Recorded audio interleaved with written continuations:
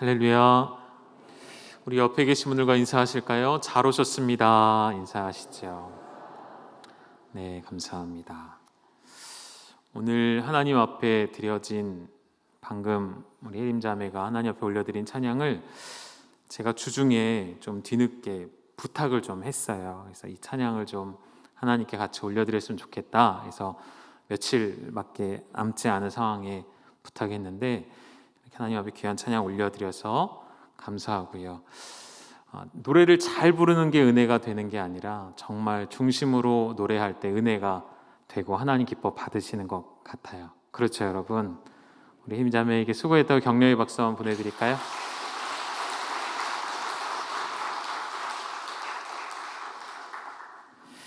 오늘은 에고 에이미 나는 무엇이다 라고 말씀하셨던 예수님의 7가지의 선언 가운데 네 번째입니다. 나는 뭐라 하셨죠, 여러분? 선한 목자라 말씀하셨습니다. 예수님의 선한 목자라는 이 표현이 우리는 익숙하게 듣다 보니 아무렇지 않게 들릴 수 있지만 오늘 본문에 살펴보시게 될 텐데 앞에 표현되었던 절도 그리고 강도 그리고 오늘 본문에 나오는 사건에 비교할 때 우리 예수님은 얼마나 선한 목자이신지, 그리고 동시에 나의 죄를 주님 앞에 일일이 적어놓고 비교해 볼 때 나의 죄된 모습과 비교할 때 얼마나 우리 주님은 선하신 목자인지를 우리 오늘 함께 바라보시고 경험하시기를 주님의 이름으로 축복합니다. 세상의 수많은 지도자들, 수많은 권력을 가진 사람들은 궁극적으로 그들의 목표와 추구하는 방향은 나밖에 없다라는 거예요. 나밖에 없으니 나만 따라오라. 그리고 그 이면에는 감춰진 그들의 이익을 위한, 개인의 소망과 개인의 이득을 위한 내용들이 그 안에 가득 담겨져 있는 것을 보게 되죠. 우리나라만 봐도 그렇지 않습니까? 선거를 앞두고 이제 너나 할 것 없이 아주 그럴듯한 공약들을 내세울 것입니다. 실제로 이루어지는 공약들도 있겠고 그렇지 않은 것들도 있겠지만 결국 그들이 추구하는 것 모두가 잘 사는 세상을 만들겠노라 하지만 그 일은 사실상 불가능에 가까운 일인 것을 우리가 알고 있습니다. 인간의 그 어떠한 노력으로도 모두가 잘 사는 세상을 만들 수는 없기 때문이죠. 그렇다면 이 세상의 지도자들과 비견되는 우리 예수님은 어떤 지도자이셨을까요? 우리 예수님은 수많은 공약을 내걸고 나에게 힘을 실어달라 말하는 후보자들과 무엇이 다르실까요? 오늘 본문 가운데 살펴볼 때 예수님은 딱 한 가지만 말씀하셨어요. 나는 선한 목자다. 그렇다면 그 선한 목자는 어떤 분이신지를 또 오늘 본문 가운데 두 가지만 찾아보겠습니다. 첫 번째는 선한 목자라 하심은 다른 복잡한 것 없고요. 이것입니다. 목숨을 내어줄 수 있는 목자. 내어줄 수 있는이 아니라 이미 내어주신 목자이신 선한 목자를 우리는 알고 있습니다. 11절의 말씀이 그러했죠.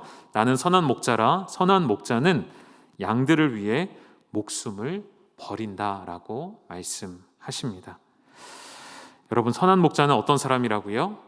목숨을 버리는 사람이래요. 아무런 감동이 없으십니까? 이것은 사실 정말 놀랍고 충격적인 자기소개일 수밖에 없습니다.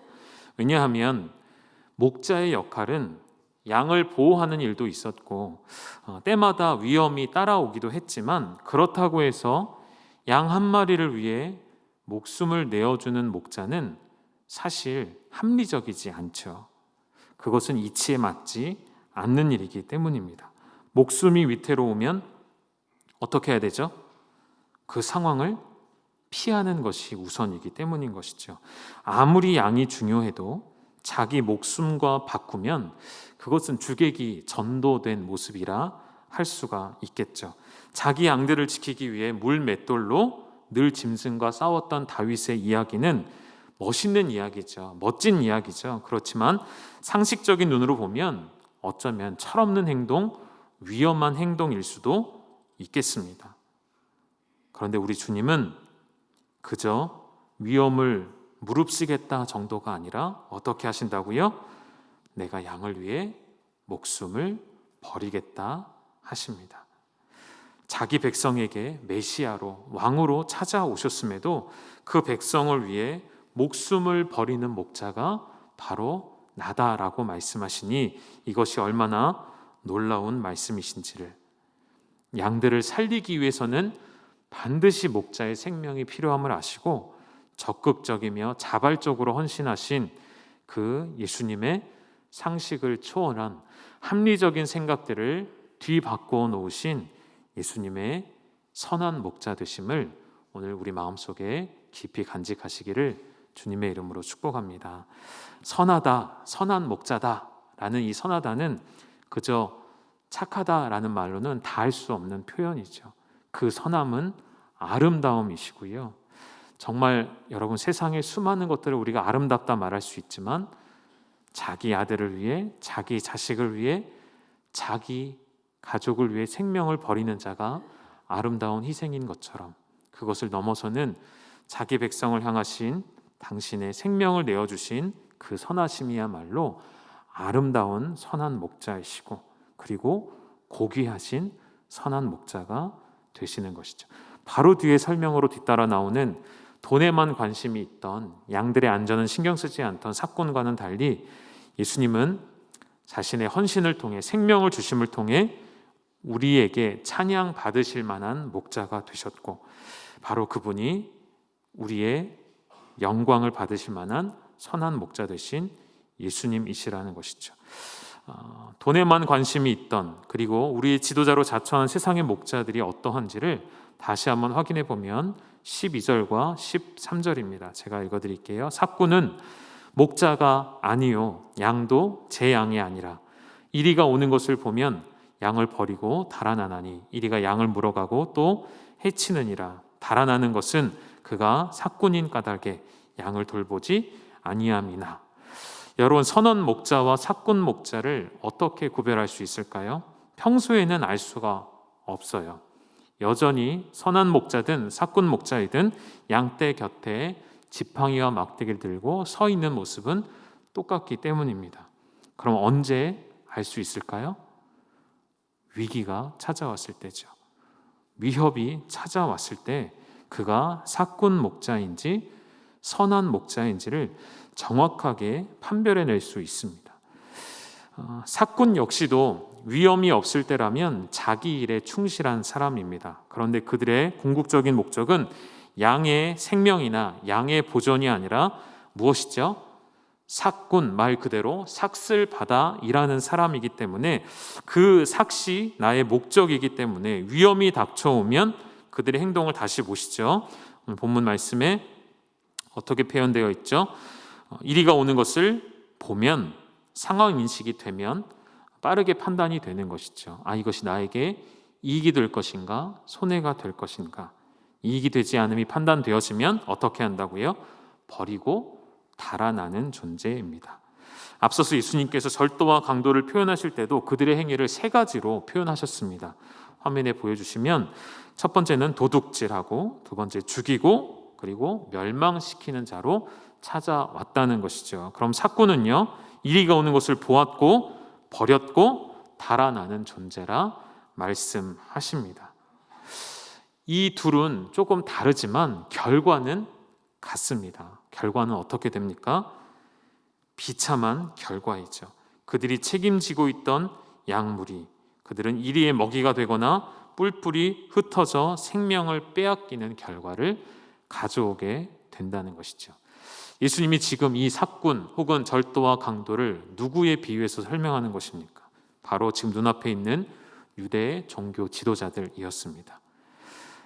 예수님의 말씀뿐만이 아니라 구약에서도 수없이 많이 이스라엘의 목자된 리더들에게 하나님은 선지자들의 입술을 통해 경고하셨습니다. 뭐라고 하셨는지 한번 보실까요? 세번역 버전으로 보시겠는데요. 에스겔 34장 4절의 말씀 우리 같이 한번 읽어보겠습니다. 시작. 너희는 약한 양들을 튼튼하게 키워주지 않았으며 병든 것을 고쳐주지 않았으며 다리가 부러지고 상한 것을 싸매어 주지 않았으며 흩어진 것을 모으지 않았으며 잃어버린 것을 찾지 않았다. 오히려 너희는 양떼를 강압과 폭력으로 다스렸다. 이 일들을 한 사람이 누구라고요? 약탈하는 자들이 아니라, 적들이 아니라 바로 그들의 목자라 자처하는 자들이 행하는 행위였습니다. 자격이 없는 것이죠. 이 말씀이 우리에게 무겁게 다가오는 것은 저도 우리 모두가 예수님을 닮은 목자로 설 때에 이 말씀에 부합된 목자인지를 살펴보셔야겠습니다. 저는 담임 목사로서, 장로님들은 장로로서, 교구장님들은 교구장으로서, 목자들은 목자로서, 뿐만 아니라 한 가정의 아비와 어미로서, 혹은 누군가의 자녀로서 누구나 할 것 없이 우리 모두가 이 말씀에 우리 삶을 비춰 보셔야겠습니다. 하나님이 맡겨주신 것들을 튼튼하게 키워주지 않는 일, 병들었음을 알면서도 고쳐주지 않는 일, 다리가 부러지고 상한 것을 알면서도 싸매어주지 않고 흩어진 것을 모으지 않는 일, 잃어버린 것을 찾지 않는 것은 바로 강압과 폭력이라 말씀하셨습니다. 이 말씀 앞에 저부터 깊이 찔림을 받는 것이죠. 그 결과가 무엇이죠? 목자가 없어서, 다음 구절 보여주시겠습니까? 34장 5절입니다. 목자가 없기 때문에 양떼는 흩어져서 온갖 들짐승의 먹이가 되고 만다는 것이죠. 스가랴를 통해서도 또 한 번 전형적인 목자의 사꾼의 모습을 보여주시는데, 이 말씀도 우리 한 번 더 읽겠습니다. 시작. 내가 이 땅에 한 목자를 세우겠다. 그는 양을 잃어버리고도 안타까워하지 않으며 길 잃은 양을 찾지도 않으며 상처받은 양을 고쳐주지도 않으며 튼튼한 양을 먹이지 않아서 야위게 하며 살찐 양을 골라서 살을 발라먹고 발굽까지 갉아먹을 것이다. 무서운 말씀이죠. 튼튼했던 살찐 양들이 오히려 야위어 가고 병이 들고, 오히려 살찐 양을 골라서 자신의 유익을 위해 그 살을 잡아먹는 그러한 거짓된 목자들의 모습들. 여러분, 어쩌면 이것을 이렇게 악하게 말할 것이 아니라 세상의 방식에서는 아주 자연스럽고 아주 당연한 이치 아니겠습니까? 목자가 양 중에 한 마리를 잡을 수도 있는 일은 맞는 것이죠. 그런데 왜 예수님 이렇게까지 말씀하실까요? 자기에게 손해가 되지 않는 선에서 일하는 것은 세상의 방식이 맞습니다. 특히나 이 자본주의 사회에서는 매우 정상적이고 합리적인 방식이죠. 사실 앞서 표현된 절도와 강도와는 달리 사꾼 목자는 나쁜 사람이 아니에요. 어감이 사꾼 하니까 굉장히 악한 사람처럼 보이죠. 원래는 그런 사람이 아닙니다. 여러분, 사꾼은 뭐죠? 삭슬 받고 일하는 사람이에요. 받은 만큼 일하는 사람이라는 말이죠. 한마디로 고용된 사람이에요. 그러니 당연히 양이 위험에 처했을 때 자기 목숨은 내놓을 수는 없겠죠. 유대인들의 전승 문헌 중에 하나인 미시나라는 것이 있는데요. 이 미시나를 설명해 드리기 전에 유대인들의 경전이라 함은 대표적으로 세 가지. 첫 번째는 여러분 잘 아시는 토라, 모세 오경이겠고요. 또 하나는 탈무드가 있죠. 탈무드는 여러분 우리가 가끔 오해하기를 그냥 재밌는 이야기가 담겨진 책 정도로 생각하는데 그렇지 않고요. 탈무드 안에는 유대인들의 정신적 보고라 할 만한 수많은 내용들이 방대하게 집약되어 있고, 이 탈무드는 그 내용들의 깊이와 그런 어려움들이 참 가늠할 수 없어서 아무나 배우는 것이 아니고요. 종교 지도자들, 종교인이 될 사람들만 배우는 것이 탈무드이기도 합니다. 그리고 하나 더 있다면 방금 말씀드린 미시나라는 것인데, 이 미시나는 전통 율법, 즉 모세 오경에 나온 말씀들을 토대로 장로들의 유전이라고 성경에도 나오죠. 그러한 전통과 유전을 따라 하나하나 세워놓은 생활 법칙들이 이 안에 다 담겨져 있습니다. 그러니까 실질적으로 유대인들이 이 일이 옳은 일인가 그른 일인가를 따질 때에는 가장 많이 열어보는 것이 미시나가 되는 거예요. 그런데 이 미시나 안에 담겨진 내용 중에 하나가 무엇이냐면 사꾼 목자에 대한 내용이 있어서 말씀을 좀 드려볼게요. 이 미시나 안에는 이런 이야기가 있습니다. 양떼를 돌볼 때 삭군 목자가 삭슬 받고 일하는 목자가 양떼를 돌볼 때면 어김없이 짐승이 나타나겠죠. 이런 상황입니다. 이리가 한 마리 나타나면 그 사나운 이리가 양떼를 공격할 때 한 마리가 나타나는 거예요. 그러면 삭군 목자는 어떻게 되냐면 온 힘을 다해서 들고 있는 막대기와 지팡이를 이용해서 그 이리와 맞서 싸워야 한다라고 나와 있어요. 생명을 걸라는 이야기죠. 그런데 더 재밌는 건 그 다음 이야기입니다. 2마리 이상이 나타나면 어떻게 하라고 할까요? 도망가도 책임이 없다라고 나온다는 것이죠. 이게 유대인들이 가지고 있는 합리적인 사고 방식이고 우리 입장에서 볼 때도 이것이 옳죠, 여러분. 임금을 받고 보수를 받고 일하는 우리가 목숨을 거기서 잃어버리면 이것은 안 되는 일이지 않습니까? 도주할지라도 양떼들을 다 놓고 비겁하게 도망갈지라도 아무런 책임을 물을 수 없다라고 되어 있다는 것이죠. 그런데 우리 예수님은 어떤 분이십니까? 절도와 강도 그리고 삭군 목자와는 상식적으로 다른 분이심을 밝혀 보여주시는 것이죠.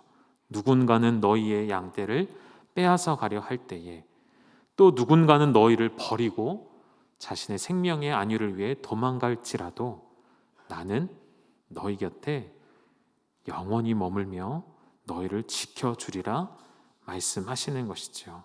나의 생명을 버려서라도 내가 너를 구원해 내리라, 내가 너를 건져내리라 말씀하시는 것입니다. 그리고 우리 예수님 이 말씀대로 십자가의 생명을 버리시며 우리를 구원해 내신 분, 그분이야말로 우리의 선한 목자가 되심을 믿으시기를 소망합니다.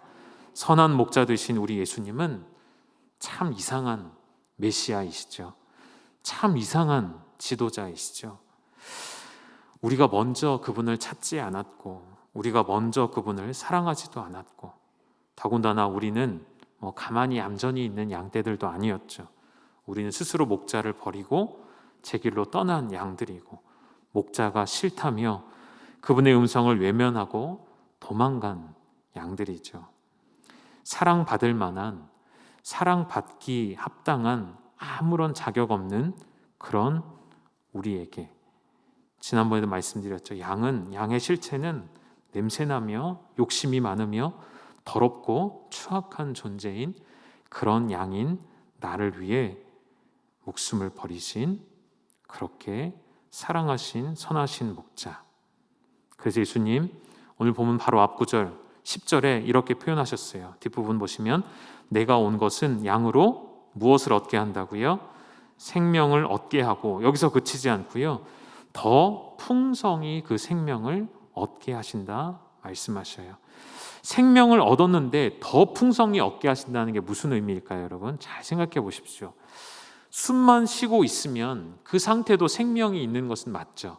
그런데 그것에 우리 예수님은 족하지 않으시겠다는 거예요. 내가 너희에게 준 생명을 풍성히 누리는 것은 살아있음을 날마다 체험케 하신다는 거예요. 무엇을 통해서요? 아버지와 아들의 관계, 하나님 아버지와 아들이신 예수 그리스도의 그 친밀한 관계를 통해 예수님 또한 살아계심을 느꼈듯이 그 관계와 같은 친밀함을 우리도 누리게 하신다는 거예요. 조금 뒤에 다시 더 보실게요. 예수님은 메시아로 오셨고 왕으로 오셨고 지도자로 목자로 오셨지만 그에게는 우리에게 권력을 달라, 힘을 달라, 나를 지지해 달라 구걸하지 않으셨어요. 화려한 언변으로, 화려한 공약들로 우리의 마음을 사로잡으려 하지 않으셨습니다. 예수님은 눈으로 보기에는 그저 아무것도 보잘것없는 시골 출신의 한 남자, 나사렛 예수라는 호칭이 어울리는 그런 분이셨죠. 그런데 그분은 아무런 조건 없이 우리를 먼저 사랑하셨습니다. 그 말을 바꿔 표현하면 방금 우리가 찬양으로 고백했던 것처럼 그저 사랑하셨다는 것이죠. 예수님은 우리를 그저 사랑하셨습니다. 부모가 자녀를 그저 사랑하듯이 저와 여러분을 그저 사랑하셨습니다. 부모로서 인정받기 위해 여러분 자녀를 사랑하십니까? 아니죠. 그분은 왕으로 인정받기 위해 우리를 사랑하신 것이 아니었습니다. 목자로 인정받기 위해 우리를 사랑하신 것이 아니었습니다. 그분의 그저 사랑하심을 확인하게 되면, 그분의 아무런 조건 없는 사랑을 깨닫기만 한다면, 이 이해할 수 없는 이상한 메시아, 알 수 없는 왕, 이상한 목자를 우리 또한 사랑하지 않을 수 없게 되고, 그의 사랑하심에 우리는 그에게 순종하지 않을 수가 없게 되고, 그의 이름을 찬양하지 않고서는 견딜 수가 없고, 그분을 믿고 따르지 않고서는 견딜 수 없는 그러한 존재가 되어야 하는 것입니다. 여러분, 오늘 그분의 그 조건 없는 사랑 앞에, 목숨을 내어주신 사랑 앞에 여러분 어떻게 반응하고 계십니까? 그분을 찬양하지 않고서는 견딜 수 없어서, 그분을 따르지 않고서는 견딜 수 없어서 몸부림치는 그런 모습이 바로 오늘 우리의 모습이어야 한다는 것이죠. 예수님을 옆에서 계속 지켜봤던 요한은 훗날 하나님의 환상을 보게 되며 요한계시록을 기록해 내려갈 때에 이런 장면을 보게 되죠. 계시록 5장 12절입니다. 우리 같이 한 목소리로 읽겠습니다. 시작.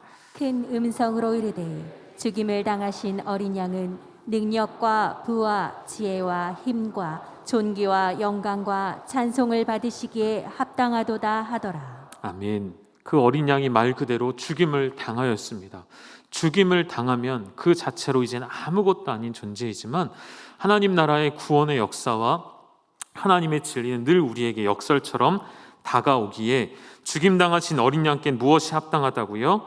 능력과 부와 지혜와 힘과 존귀와 영광과 찬송을 받으시는 일에 그 어린 양은 합당하시도다라고 천군 천사들이 찬양을 올려드리는 환상을 요한이 보게 된 것이죠.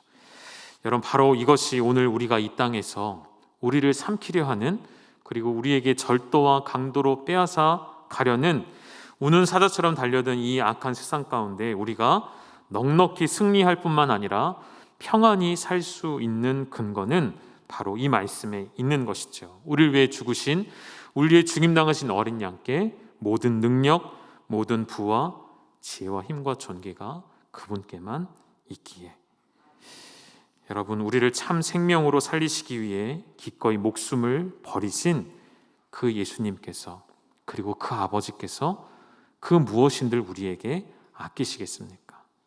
그 누가 우리를 그분의 사랑에서 끊을 수 있겠습니까? 그 사실을 여러분 믿으신다면 우리 로마서 8장의 말씀을 함께 믿음으로 한 목소리로 고백해 보실까요? 같이 읽겠습니다. 시작. 자기 아들을 아끼지 아니하시고 우리 모든 사람을 위하여 내주시니가 어찌 그 아들과 함께 모든 것을 우리에게 주시지 아니하겠느냐. 누가 능히 하나님께서 택하신 자들을 고발하리요.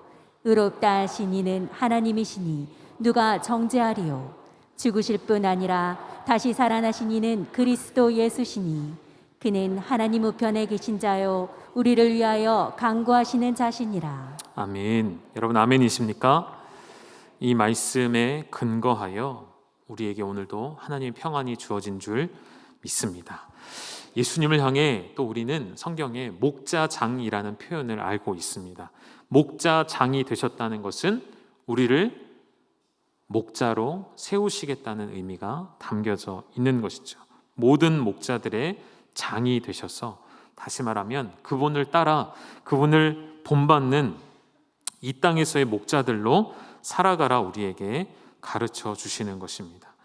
여러분, 우리는 주님을 닮은 목자로 설 때에 일한 만큼 보상을 받아야겠다는 생각, 받은 만큼만 일하겠다는 생각, 어쩌면 당연한 상식이지만 예수님은 그 상식을 선택하지 않으셨기에, 예수님이 그 세상의 이치를 따르지 않으셨기에 우리 또한 하나님의 일들을 감당할 때에 상식대로 일하는 것이 아니라 상식을 넘어서는 믿음의 사람들, 그리고 영적인 목자들이 되시기를 주님의 이름으로 축복합니다. 저에게도 그리고 우리 장로님들에게도 우리 온 성도님들은 하나님이 맡겨주신 양무리이기도 합니다. 또 한편 우리 교구장님들에게 맡겨주신 교구 식구들은 하나님이 맡겨주신 양인 것이죠. 뿐만 아니라 우리 세워주신 목자들에게도 목원들은 양임을 기억할 때에 우리 스스로에게 늘 이런 질문을 던졌으면 좋겠습니다. 나는 무엇을 바라며 섬기고 있는가? 나는 양이 먼저인가? 삭시 먼저인가? 바라고 소망하기는 목숨을 버린 선한 목자 되신 예수님처럼 우리도 주님을 닮아 나의 것을 기꺼이 내놓을 수 있는 그러한 선한 목자 되신 주님을 닮아가기를 주님의 이름으로 축복합니다. 두 번째는 양을 아는 목자라 말씀하셨어요. 14절과 15절입니다. 우리 함께 읽도록 하겠습니다. 시작.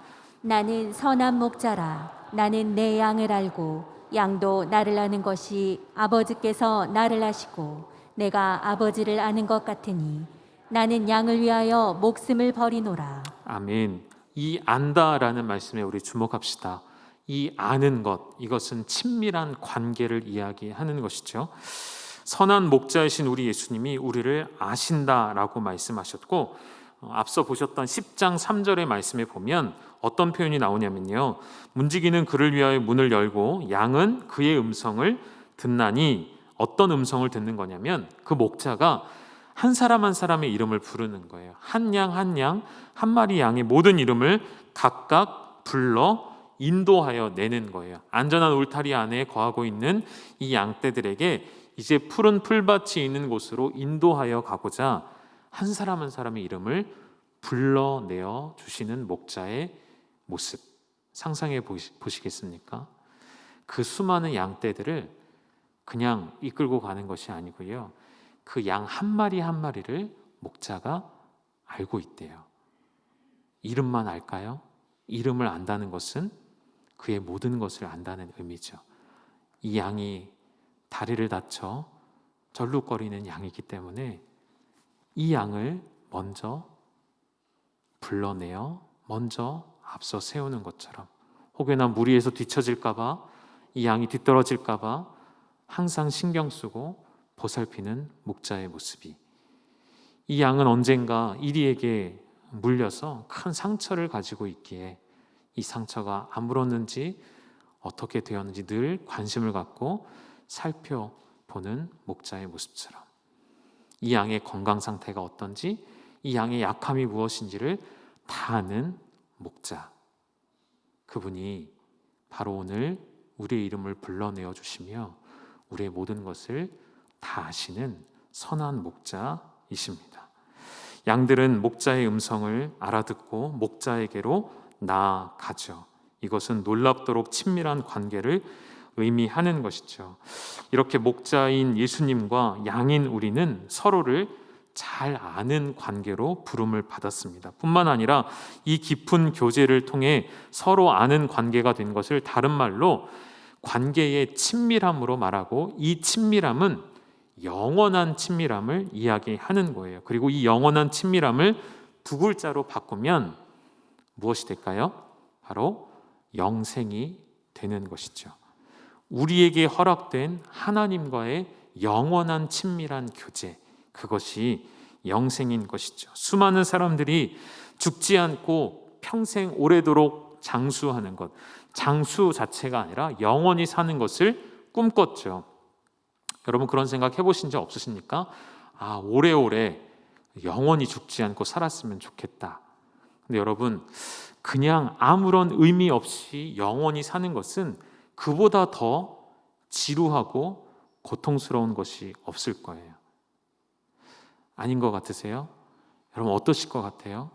내가 하고 싶은 것 다 해보고 싶은 우리의 이 땅에서의 유한한 삶, 아쉽잖아요. 안타깝잖아요. 그런데 막상 아마도 우리가 하고 싶은 것들을 다 하게 해주시면 그런 것들 다 경험한 뒤에도 남는 영원한 삶이기 때문에 장담하건대 지루하고 오히려 더 고통스러운 삶이 될 것입니다. 그러나 하나님 우리에게 주신 영생이라는 것은 그저 오래 사는 것을 말하지 않습니다.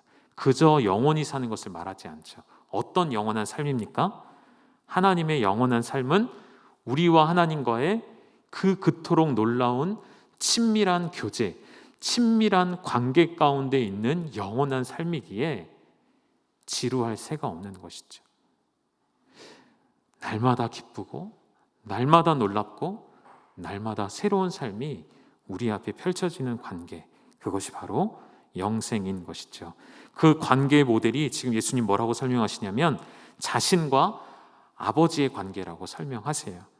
아버지께서 나를 아시고 내가 아버지를 아는 것 같이 너희와 나와의 관계가 그러하다 말씀하신 것이죠.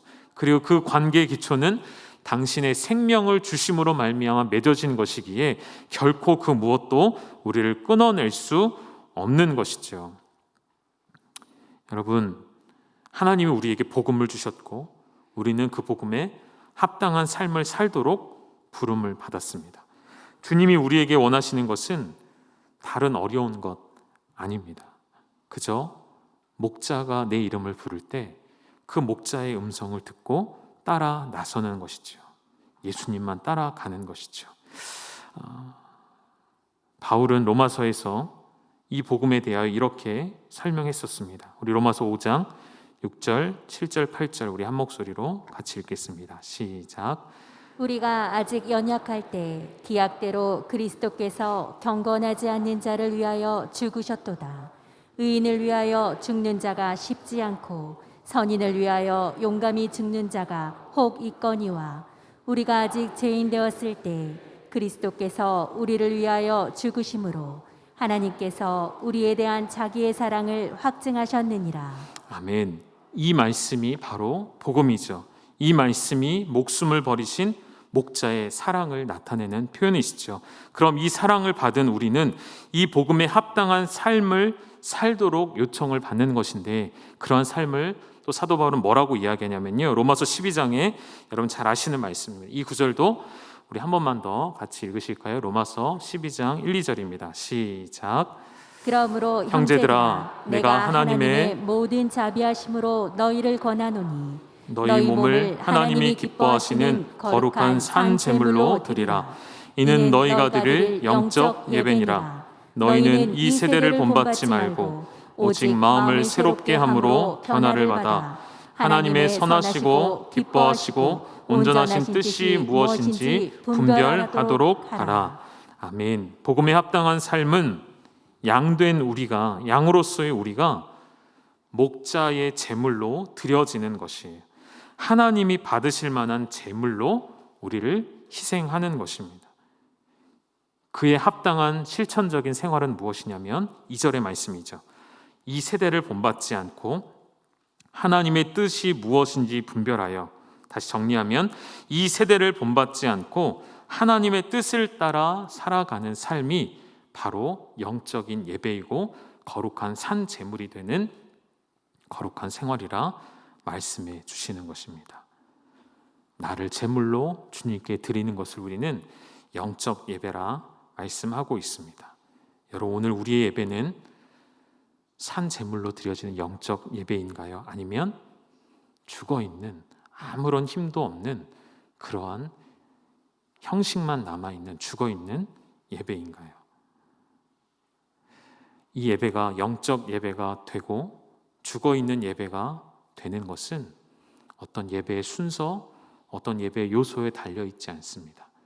그것은, 그 원인은 내 안에 있다는 것을 여러분 꼭 기억하셨으면 좋겠습니다.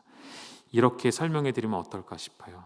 이 세상의 죄악들이 문제라고 우리는 말하지만 더 큰 문제는 이 세상의 죄악이 아니라 이 죄악된 세상의 문화를 따라가며 본받는 내 자신이 문제라는 것이죠. 이 땅에 타락한 교회들의 문제가 아닌 그 세상을 사랑하고 따라가는 그리스도인들이 문제이듯이 늘 문제는 내 안에 있는 것이죠. 여러분, 영적인 예배, 살아있는 예배, 이 시대를 본받지 않고 악의 모양은 흉내내지도 말라 하신 주님의 말씀대로 나를 주님께 드리는 예배, 드렸다는 것은 완전히 위탁했다는 것이죠. 완전히 그 소유권을 넘겼다는 의미이죠. 그분이 나를 아시기에 그 선한 목자에게는 나의 생명을 위탁한 양들과 같이, 그 목자가 내 곁에 계시지 아니하면 나는 죽은 목숨이라 여기는 양들과 같이. 여러분, 주님의 나를 아시기에 주님을 더 잘 아는 관계로, 아버지를 더 잘 아는 관계로 나아가셔서 정말 우리 교회 안에 서로가 사랑함으로 목자가 목원을, 목원이 목자를 더 사랑하며 더 수고함으로 서로를 더 잘 아는 관계로 나아가는 우리 교회 되기를 간절히 소망합니다. 여러분, 내년이면 우리 교회가 목장을 개편한 지 3년 차가 되는 해가 내년입니다. 내년 이맘때쯤이면 교구를 전체 개편하는 시간이 또 우리에게 찾아올 것입니다. 이 개편하는 시간이 되게 고통스러운 시간인 것 여러분 알고 계십니까? 우리 교육자들이 몇 주 동안 밤을 새며 편성을 다 이렇게 섞어 놓습니다. 가급적이면 서로 만나보지 않았던 그런 분들로 목장을 만들어 드리려고 최선을 다해서 애를 씁니다. 이런 상황, 저런 상황 다 생각을 해서 해놓습니다. 근데 그 일들만 어려운 것이 아니라 그 어려움은 그 이후에 더 나타나죠. 무엇 때문에 그럴까요? 이제 이렇게 발표가 되면 이제 피드백이 오기 시작하는 거죠. 나는 다른 데로, 나는 저기로 옮겨줘. 안 그러면 나 목장 안 나갈 거예요. 이런 이제 무시무시한 협박들이 저희의 목을 쪼여 오거든요. 그럼에도 우리가 이렇게 섞어 놓는 이유는 무엇일까요? 서로 알아야 하기 때문이에요. 한 공동체 안에서 서로를 더 잘 알아가셨으면 하는 마음이에요. 지난 2년 코로나 때문에 많이 교제가 없으셨을 거예요. 그러나 지나갔으니까요. 이제 지나간 시간은 뒤로 하시고 이제 남은 1년이 우리 앞에 주어졌습니다. 공식적인 발표에도 교회 안에서 마스크를 착용하고 소모임을 하셔도 됩니다라고 공식적으로 발표가 났기 때문에 여러분, 우리에게 주어진 1년을 헛되이 보내지 말고 서로를 더 잘 알아가고 서로를 더 깊이 사랑하는 시간이 되시기를, 그래서 예수님을 닮은 선한 목자가 되시기를 주님의 이름으로 축복합니다. 그래서 이제는 10절의 말씀이 이해가 되는 것이죠. 내가 온 것은 양으로 생명을 얻게 하고 더 풍성히 얻게 하려는 것이라. 그저 생명을 가진 존재로서만이 아니라 하나님 아버지와의 그 친밀한 관계를 누림으로 인해 아버지와 아들이 누리신 그 관계를 우리에게도 주시기 위해 이 땅 가운데 선한 목자라 오신 그 주님의 말씀이 우리에게는 실제가 되어서 그 복된 삶을 여러분의 생활 가운데, 삶 가운데 누리시기를 주님의 이름으로 축원합니다. 같이 기도하시겠습니다.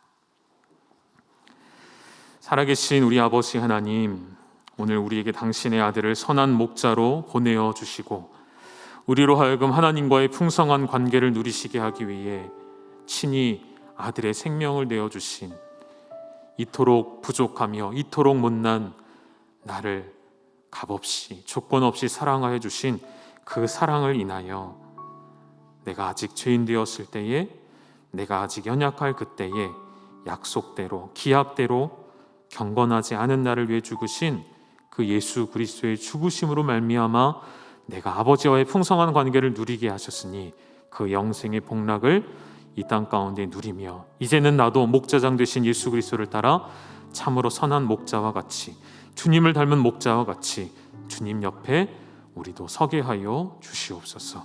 예수님의 이름으로 기도드립니다. 아멘. 우리 함께 찬양 드리시겠습니다.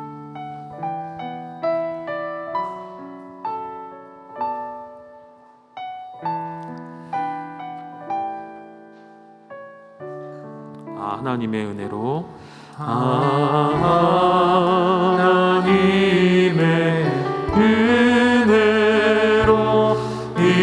있을 데 없는 자 구속하여 주는 지나 날 수 없도다.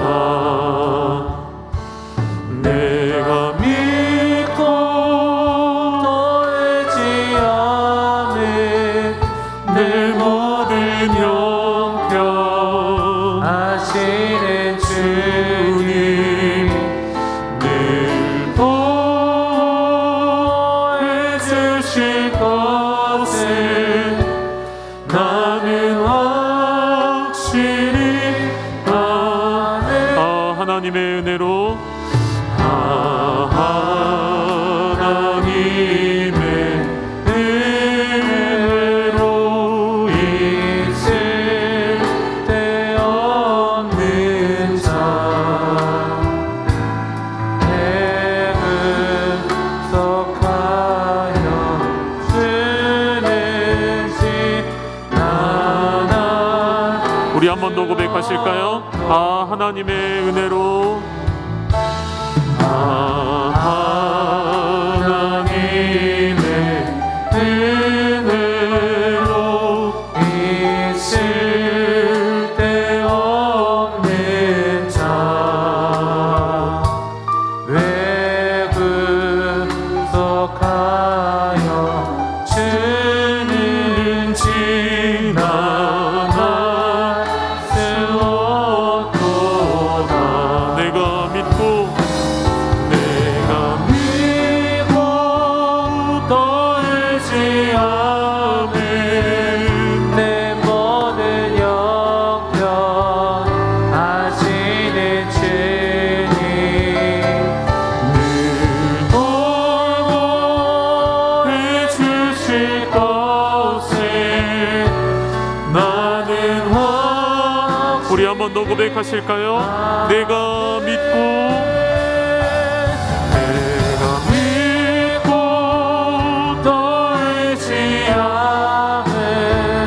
내 모든 영병 하시는 주님 또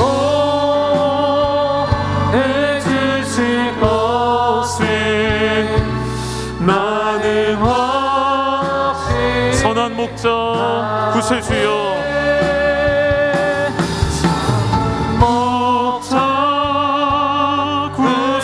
주여 항상 인도하소서. 선한 목자 구세주여 항상 인도. 우리 한 번 더 고백하실까요? 선한 목자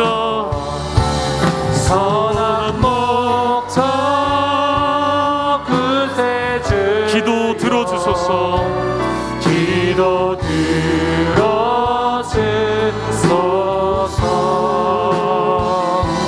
선한 목자 구세주여 기도 들어. 그분이 우리의 선한 목자가 되십니다. 선한 목자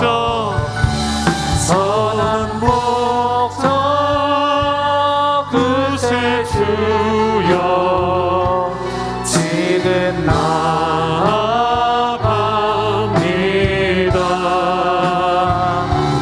선한 목자 구세주여 지금 나아갑니다.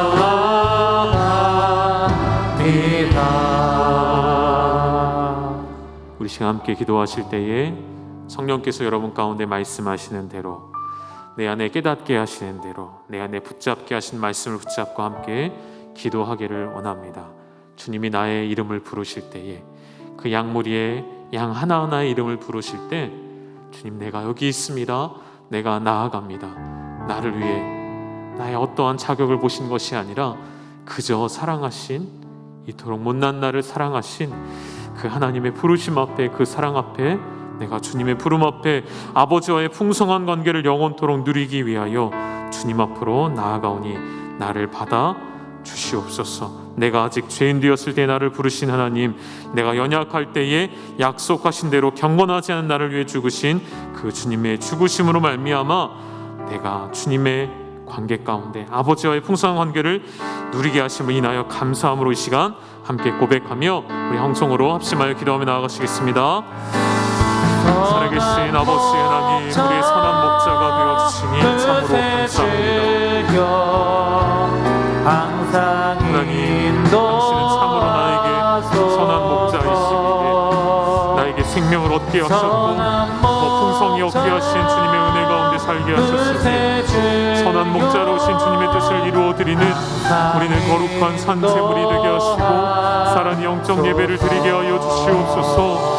선한 목자 되신 주님을 따라 주님을 닮은 목자로 우리도 서게 하여 주시옵소서.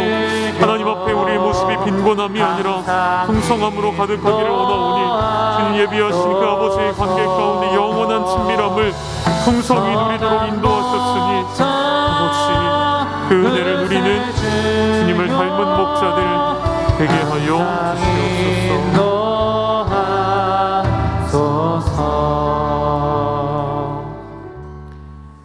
선한 목자 되신 우리 구주 예수 그리스도의 은혜와 그 아들과의 놀라운 친밀한 관계를 누리심으로 그 관계를 우리에게도 허락하여 주기를 원하시는 아버지 하나님의 놀라우신 사랑하심과 성령의 교통하심이 오늘 나의 모든 것을 아시기에 나의 이름을 부르시며 나를 주님 곁에 선한 목자 곁에 두시며 이제는 우리도 목자장 되신 주님을 따라 선한 목자와 같이 희생하며 헌신하며 목숨을 내어주는 그러한 주님을 닮은 목자로 서기를 원하는 우리 사랑하는 열방의 모든 가족들 위해 이제로부터 영원토록 함께 있을지어다.